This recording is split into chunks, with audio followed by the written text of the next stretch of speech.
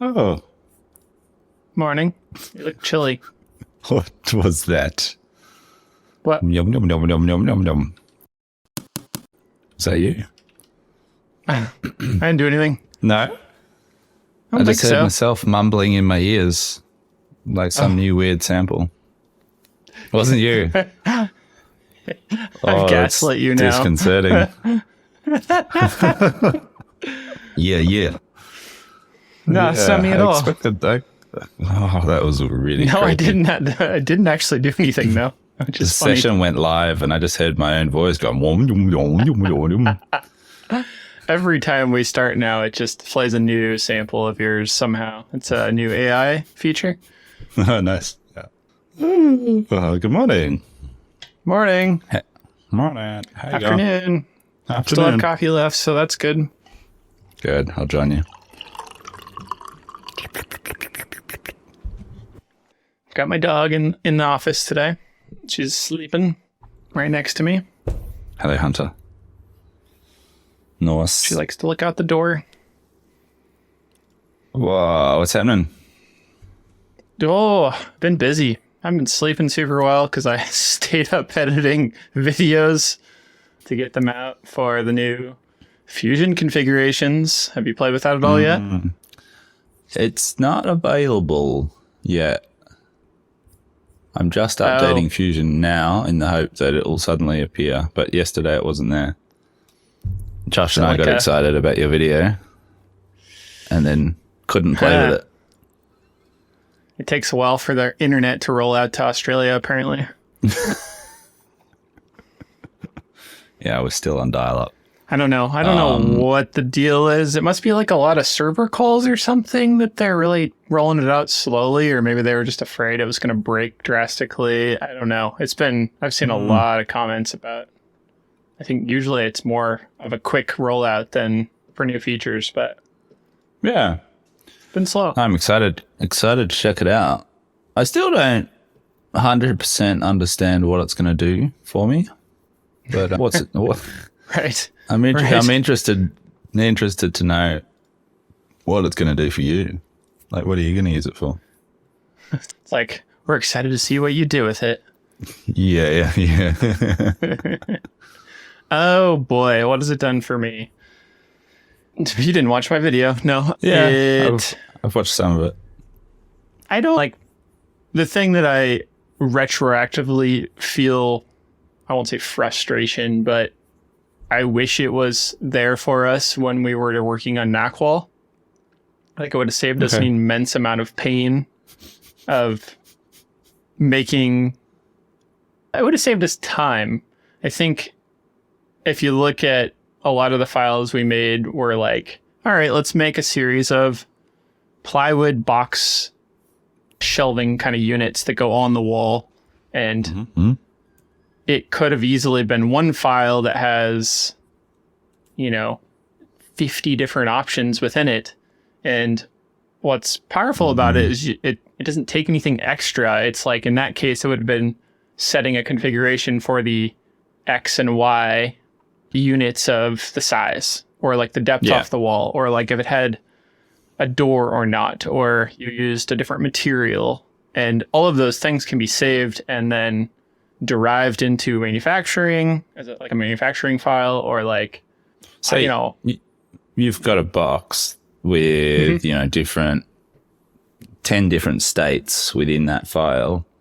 You then bring that into another file. Can you then externally trigger different states of that subcomponent and say, no, become this version of it? Yeah. The new frontier, right? Like, I don't even think they fully know how we're all going to use it or what's wanted. So I think one of Fusion's greatest, as a group of people, they're really forward about like, let's put this out there and see how it goes. And I think a lot of us get frustrated when things don't work very well like that. Yeah. But the alternate is the Apple model, where it's like, let's wait till 5 years after everybody else and then finally put a feature out that's amazing, like a USB-C that's been out for 8 or 9 years.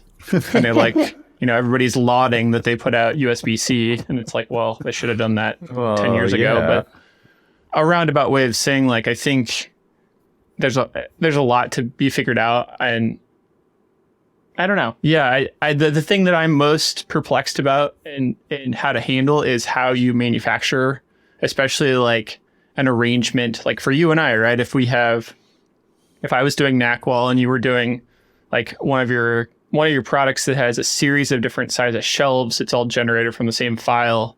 I think you could continue inserting those files into a separate file as different configured options and then nest them. I think that's what I'd want. I'd want to be able to take, different versions of it and nest it in its different configurations. Right. I'd want to say nest the 1200 and the 800 and 300, and I want a quantity of, different quantity values on each one. That'd be cool. Right. If you could do that from the nesting extension, just go beep, beep, beep, beep. That'd be sick. Back to our idea of having like a component library, I think that would be pretty critical, that you can have a family of parts that you can drop in a little cell of like, I want 3 of these, 2 of these, 4 of these. And then we go to the other idea that's still being floated, and I hear they're working on the CAM of CAM, where you have each part has its own built-in CAM operations to it. Like, how do you manufacture this part? So then when we nest parts, it has its knowledge baked into its original part rather than the assembled nest of parts. This is how everybody works now. And I think that's going to solve a lot of this kind of like recursive, like, well, last time we cut it pretty well, but then we had to re-nest it and we forgot this, one feature doesn't get machined like this, and thus it's messed up now. Yeah, cool. Yeah, I'm just thinking about kit parts and like the different dowel lengths. Like ideally that would just be one component, and it's baked into it is the master geometry for each end. Yep. We wouldn't because of the pencil sharpener, we wouldn't do it like this, but ideally that would have the cam baked into it for the male and female threading cycles. Yep. And then you just pull that one. Yeah, cool. All right. Well, I hope I get it. It kind of works already. It's a little bit, I don't fully understand it, and I was playing with it today even a little bit, is if existing files are upgraded to be configured versus starting fresh, there is a difference in how well they work because like you weren't modeling them originally. Like our dust boot, for example, it's a pretty complicated assembly file, and I've recently changed because we've put out this new smaller mount size for Avid 4 horsepower Heitco spindles, and it's an easy change, and it actually worked to configure it. However, it totally borked my timeline where it creates the lower portions of the dust boot by changing it to the 75 millimeter, because when the 100 millimeter is missing, it was referencing geometry down the timeline. And so then your nesting and nothing works after that. So it's like, it's a normal Fusion problem, I feel like, where everything, if you haven't previously thought out your timeline continuum of the future perfectly, it's always going to fail. So yeah, exactly. Well, I don't think I have it yet. I don't think I have it. Fusion just updated. I heard you're in a team, right? You have a Fusion team? Yeah. Okay. I saw somebody make a comment on the video that said if you haven't joined a Fusion team, do that, and it'll cost you to get configurations. It's like, I don't get that, but weird. Cool. Let me just ask here. Looking forward to that. Nice. I was going to ask you off the back of you're saying you're not getting enough sleep. It struck me as I saw the notification yesterday for your new YouTube video. I was like, how the beep is Justin like getting all these videos out the door and running a business? Like, where do you find the time? Poorly. I can't even make one Instagram reel at the moment.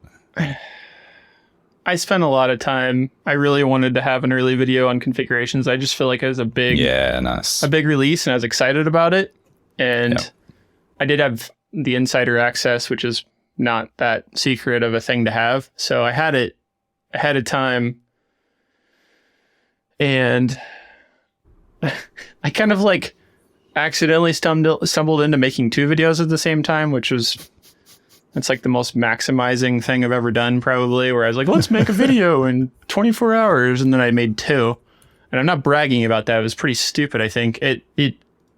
I realized as an example piece, the Vice configuration video that I put up at the same time, I had struggled with trying to do that myself. And then I thought that was like one of the examples I had seen early on when they first kind of teased it to us in Birmingham was configuring Vice JAWS inside and outside. And I was like, this is the time to make the video. And I was showing it in the other configurations video. And I was like, well, what's 20 more minutes, to like show how to do this, and then takes more hours and hours. But I'm happy it got done. I think they both turned out pretty good. Yeah, it struck me as I started watching your configurations video and like immediately you could tell that, the edit, it wasn't just like a screen record and publish. It was like you'd put time and effort into the edit. It's like, spending some time. My wife has been gone on a very short girls' trip. So nice. There's, other than Hunter kept coming down, my dog, when she had gone to sleep herself and she came down to bring me to bed, actually, she was like, you're still up? This is not right. And she just sat there and stared at me like in, midnight. And I was like, yeah, you're right. All right. So not good, but what have you been up to? I have been struggling to get much done this week, but I had kind of broke myself over the weekend. So I was in Brisbane for 2 days for that install last week and then immediately rolled into a weekend of work. And I didn't work all weekend, but it was like, cool, I want to spend time with the kids, but I also need to get all this clear coating done. So I was going in super early and doing like 3 or 4 hours of spraying and then going home. Right. And then going back in the evening and getting a bit more done. So I did that on the weekend, and then like Jay and Ben were in here on Sunday as well, doing similar thing, just like playing catch up. And Jay had done the mid-coat sand on all my parts that I'd undercoated, and so they were ready for top coat on Monday. And it was just a good reminder, because like something happened on Monday where there was a miscommunication on the floor, and all these parts that we'd worked on the weekend got put back through the wide belt and over sanded and basically stripped the undercoat off a bunch of parts. Not off the veneer, thankfully, just the clear coat. What? God. And so it kind of was like, yeah, it was just a miscommunication on the floor, whatever. But it was, and then that afternoon, like we were supposed to install on the Tuesday, that afternoon at like 3:00, the client called and was like, sorry, unforeseen circumstances, we can't have you on site tomorrow. Can we delay a week? And it was just like mic drop at that point. It was like, why did I do this to myself? I was so tired by this stage and just burnt out. Oh, man. Like, and I get that this happens. Like I've some people get really sort of angry at the client when stuff like that happens. I'm just like, it's just the industry. It's like, it's just how it works. Things come up. Yeah. Stuff happens, whatever. They didn't ask me to work on the weekend. I did that to myself. But it was just a good reminder for me to be like, no, just don't do that to yourself. Just like say, sorry, the job's going to be delayed, or plan my time better so I don't end up in this situation. That's exactly how all of our rush jobs end up, is you get it done. I mean, you still need to get done by the deadline, but then they're almost always, I'd say maybe 80% of the time, oh, can I get that tomorrow? Or like the next day? And you've like, killed yourself on a rush timeline to like finish it. And then it's like, we've had, like a week after the rush deadline. Yeah. Also, I did the exact same thing making the configurations video. I like stayed up late finishing it Sunday into Monday morning. And then I realized that the release wasn't going to be in the morning. It was going to be in the evening, which was a weird release for Fusion. So I was right. still technically under embargo to share any of it. And I was like, what in the, like, why did I do this? I could have worked on it like for all day. Hilarious. So you were waiting for the Fusion release before you published the video sort of thing. Yeah. Almost always they do like a US release overnight, I think. And so when I publish a video in the morning, it's already available. Yeah. Yeah. God. Yeah. So just timely reminder to just like tap out, look after my health first, because I'm feeling pretty burnt out at the moment. And what else has been happening? And then we had a whole lot of business coaching stuff happening on Tuesday, which was actually just really good timing for me to just like do a bit of a reset. Like, cool, I've done my moonlighting in production for a couple of weeks.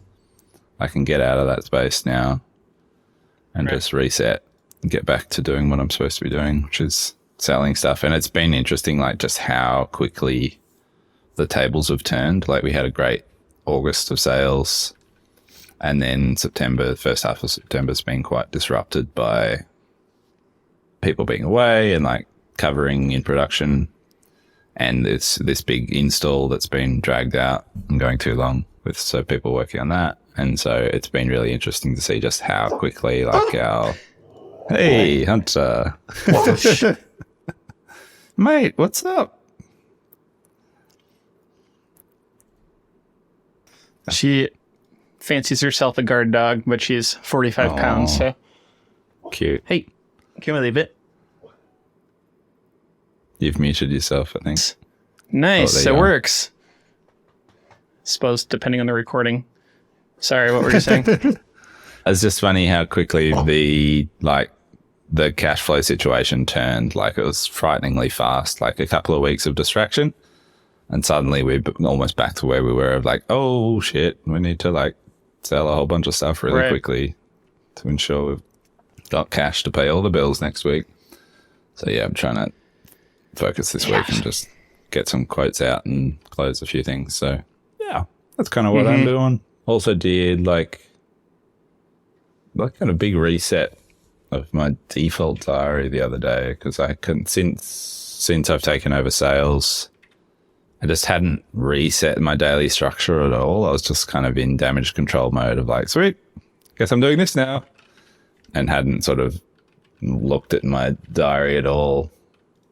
So I did a reset of that and just like looked at the quote register where I put all my quotes in Airtable, looked at like the average value of like, if I spend an hour on quotes, how much value have I quoted? Cool. I'm averaging between $5,000 and $10,000 an hour in quoted value.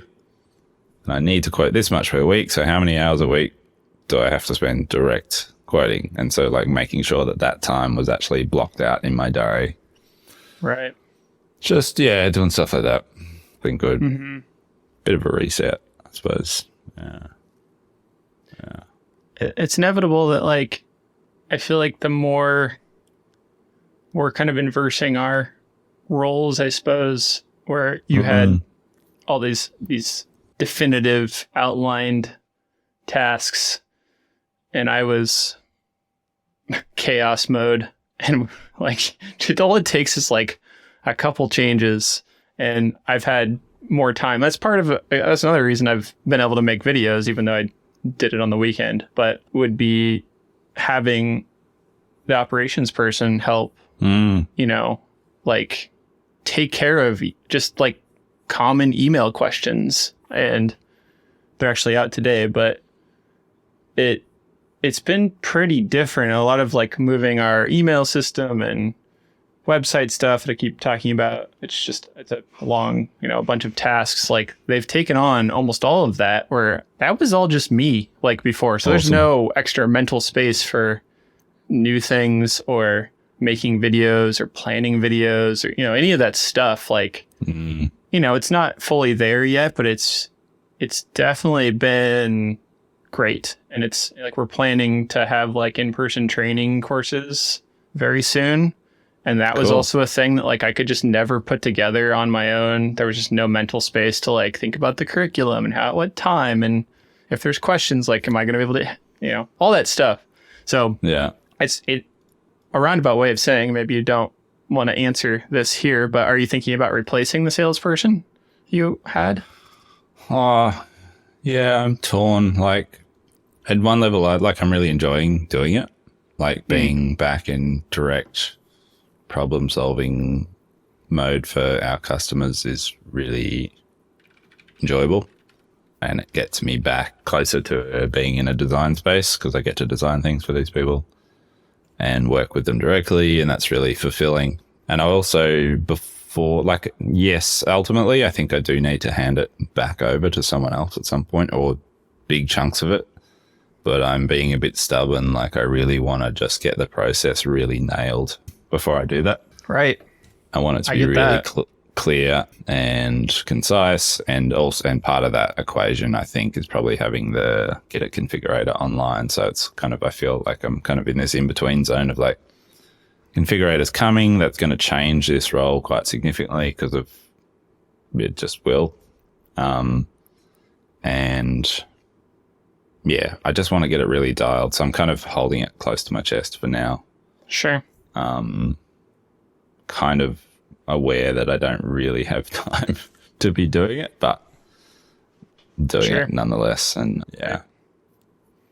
I mean, it makes total sense to me. I mean, when you get that figured out, please make a tutorial on how to streamline your coding process, because of all the things that we've been discussing, this operations help, the coding process, for all that maybe I pretend and share that I've got things figured out, it's just like such a tribal thing, right? Like it's not, I mean, there's numbers to it. There's calculations of time and materials, but like, man, is it not a streamlined process. It is almost 98% in my head.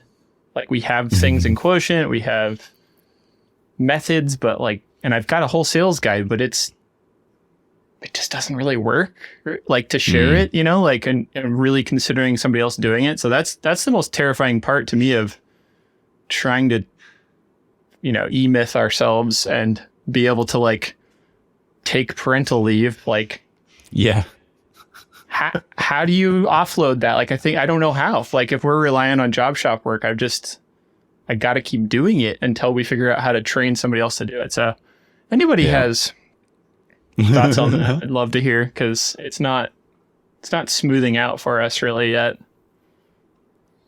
Yeah, it's definitely a challenging one. I thought that would make actually a really good content for one of our secret shows, is almost just do if we could do it in a way that didn't have sort of privacy concerns with client data, but like do like a screen share of some of our sort of back of house systems of what we're using to quote, and even just that workflow of like Airtable to Quotient and stuff, I think could be cool to explore. For sure. It struck me the other day when I was publishing the last episode, and I was in the Airtable base for parts department, which you built, and I was checking some boxes and looking through the instructions, and it's like, you are so good at like documenting stuff, but also there's all these like kooky automations that are happening in that base. I was like, how the shit has Justin even set this up? Like, as soon as I hit like schedule on Captivate, which is like the platform where the episode actually gets published, the times, like the length of the episode appeared in Airtable. I was like, what? How? Black magic. That one makes me pretty happy that it works. I think that's a Zapier thing. Yeah. And it makes me feel good about trying to learn Python, because I think some of these things are way more straightforward if you actually understand some of that stuff, which I still can't say that in any Notion yet, but I would say also when we built the Airtable for parts department, we both had 5 years of experience with it, versus when I started all of our other stuff, like starting from like using crayons versus like nice drafting pencils. So I also love I really love trying to make something work well with like automation in some way. So it's just I can see it's that. my Sudoku. I always say I can see you've had fun building it. Like I had to dig through the automations this morning. But when I was waiting to go online, I was like, oh yeah, cool, okay, cool. So sort of dug under the covers a little bit and found a few things that you've done in there. But trying but it's cool. with GPT's help to make an auto show numbering script so that whenever we create a new record, it looks for the highest number.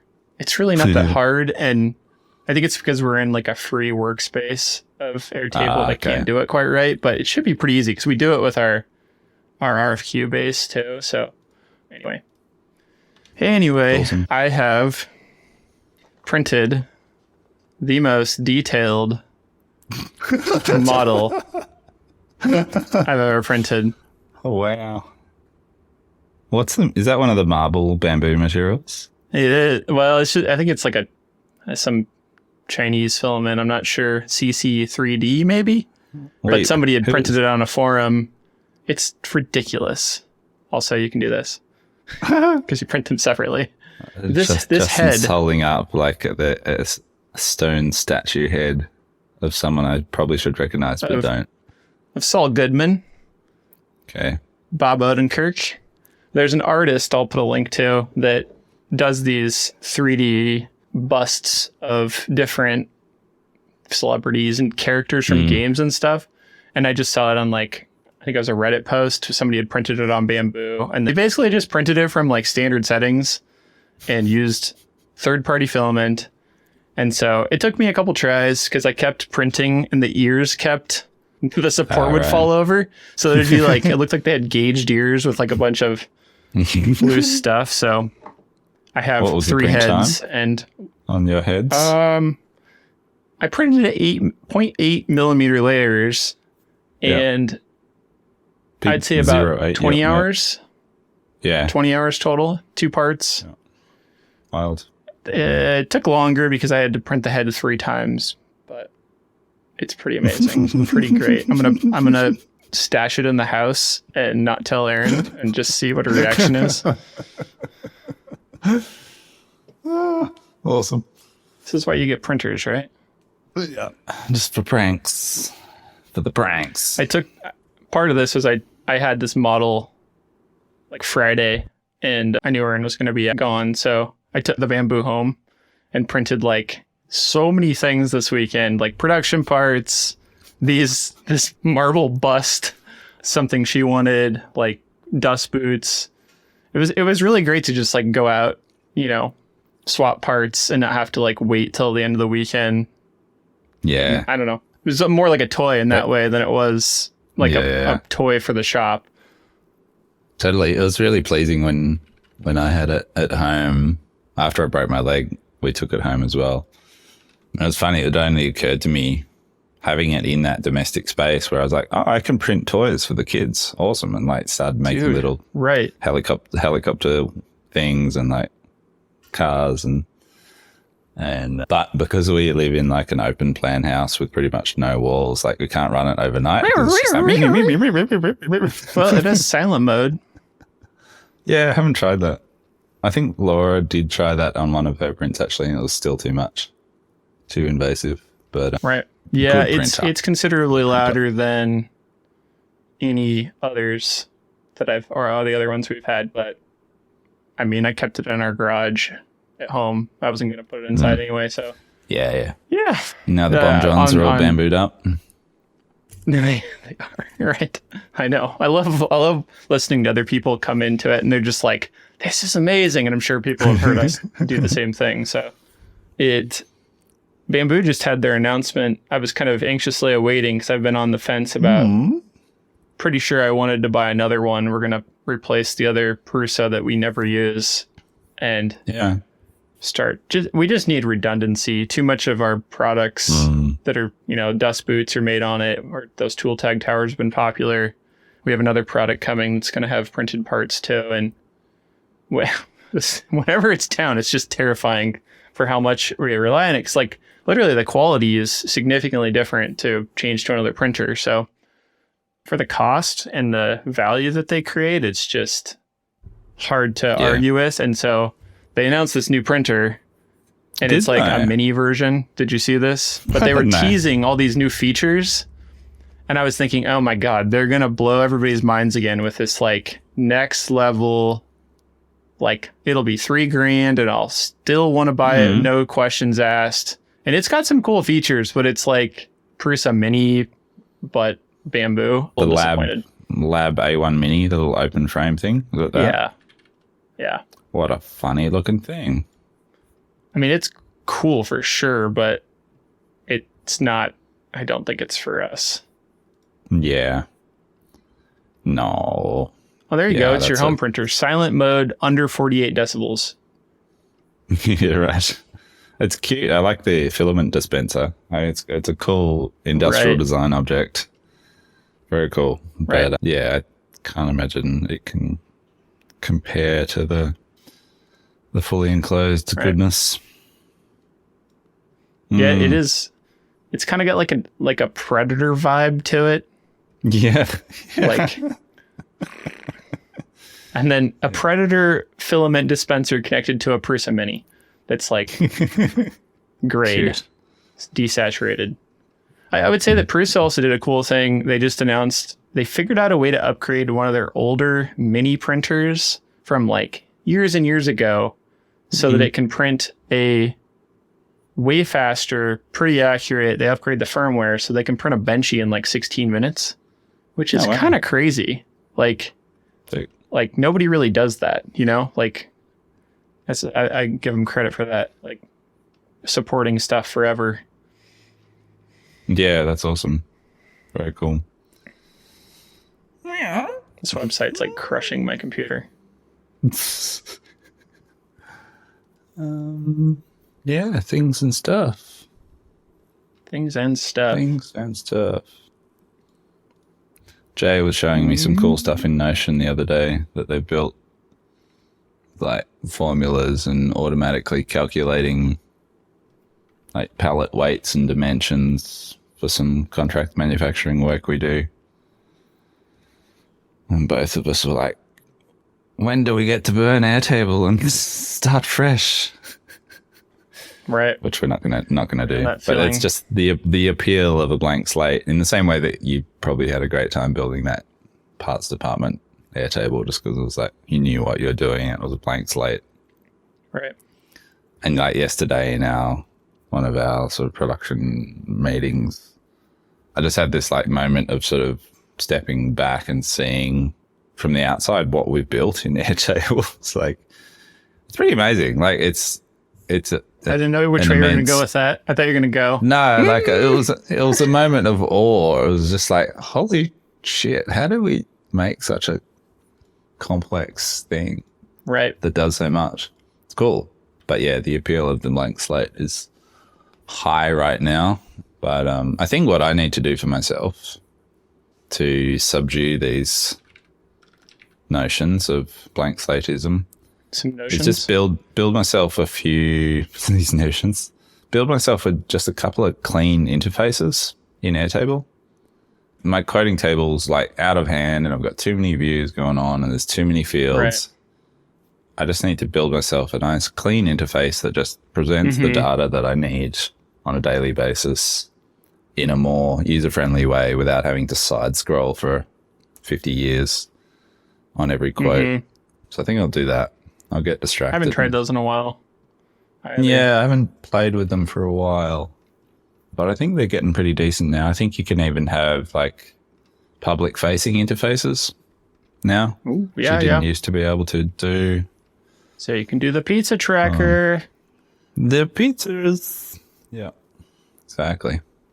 That's what got Jay and I excited the other day. Was the little progress bars in Notion, like completion, percentage of job completion, blah, blah, blah, blah. Well, you can do that. You can do that now in Airtable too, right? Can you? Don't know. There's a progress thing.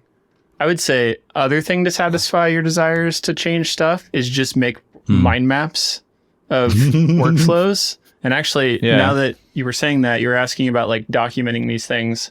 A new operations person's been pretty good about this too, is to understand it better. I showed them the mind maps workflow things that I had made, and it's helpful, but then to recreate, I'm missing a bunch of steps. They created their own, and it's Cool. way more exhaustive, and it is incredibly revealing. Incredibly, like, and it helps you to very easily find all the inefficiencies in it. And I think you could do this for anything, right? Like, you could do it for how does material move in through our shop, like, and just make arrows, right? And then where do they go? And you can basically just try to cut arms off of it. And it's pretty satisfying to, like, you have to create a separate thing, unfortunately, typically. But What do you mean? Separate thing?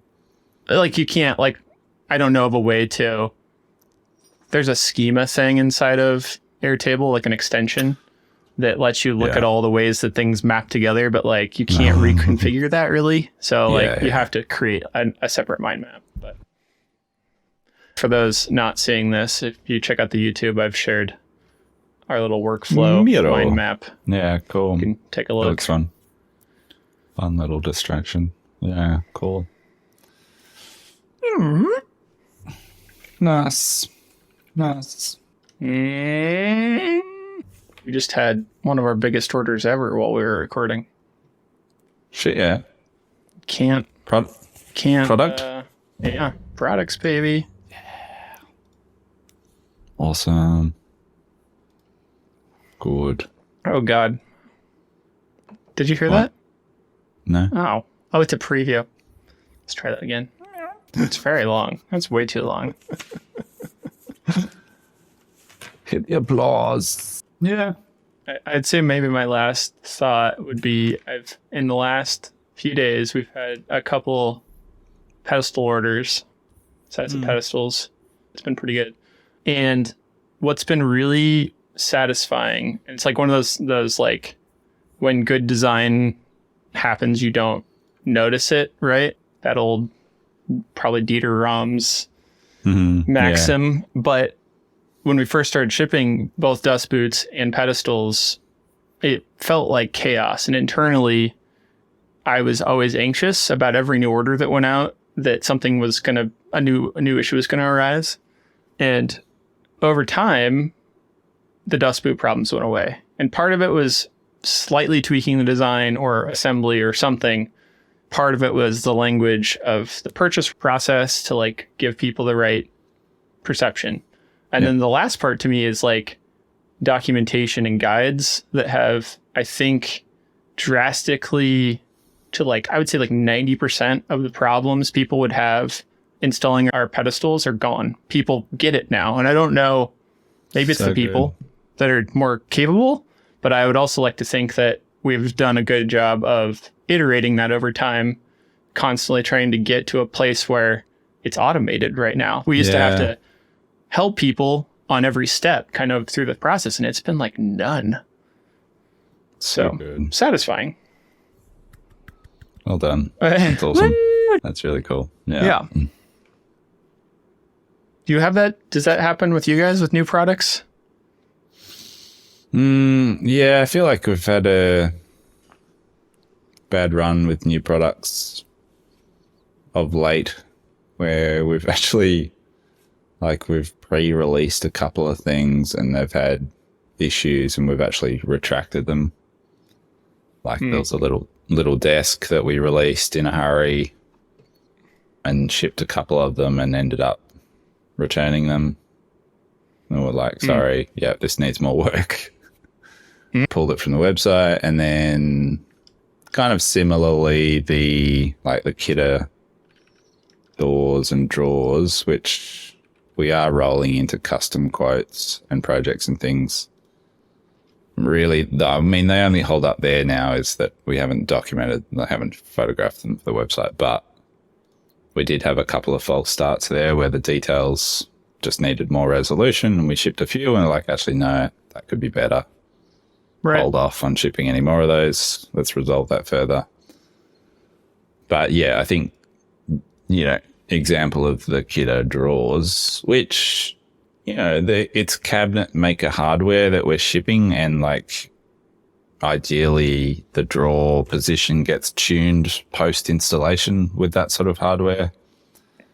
So it's like, and we haven't documented that in terms of the user needing to get in there and tune the little widget in the side of the drawer to get the drawer front to be perfectly positioned. So yeah, I think if we did create good guides and documentation around that stuff, it would reduce issues and questions once stuff starts shipping. So yeah, it's definitely something we need. Almost exclusively you that would be creating those kind of things, like videos on how to do. Yeah, there is a reliance on me for that sort of stuff.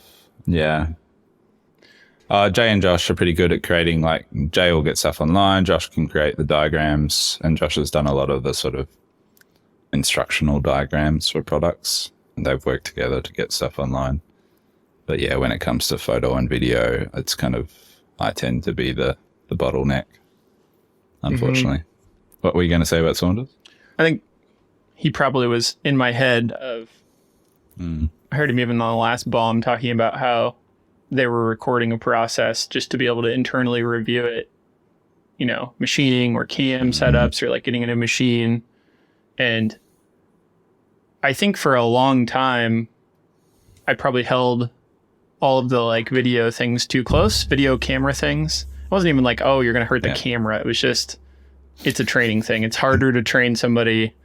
And, you know, Ricky's been here 3 years now, and I think slowly over time I've changed my thought process and then urged him to not fully produce videos, but like use your phone, you know, for anything that's like like a guide for a customer. Doesn't need to be full marketing send. Like, yeah, it just needs to be useful. And so like in the last few weeks, last few months, he's helped film a lot of things, like how do you fix your dust boot if this problem happens, and he'll film the videos and then just send them to me and I'll put them together. Cool. And it takes a lot of the pain off of like just doing, you know, setting up to do a whole process like that it's a lot, right? And sometimes maybe he doesn't have enough to do that day, so it's like that's been great, and I think it's something we need to keep doing because it doesn't need to be me doing it. Yeah, that's fantastic. Like that kind of video. Yeah. That's really good if you can get other people doing that. Yeah, we've been leaning on internal screen recordings more and more and more. Like, yeah, you're good at that.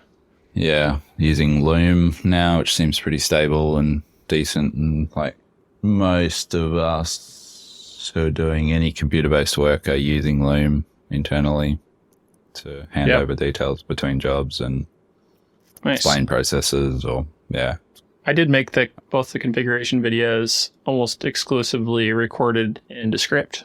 It worked pretty well. And then I exported the timeline to Final Cut. So it's seemingly working okay now. I don't know. Yeah. I'm sure as much as you use it, there's probably a lot of problems still there, but yeah. Cool, man. Yeah. Well, that was something else I was going to tell you. Secret sauce. Don't know. Should have to wait for next time. Cool, right. man. Well, I think that's about it. Cool. All right. Thank you. See ya. Have a good afternoon. Bing. Bye. Yeah. You and your buttons. I got to get my buttons back.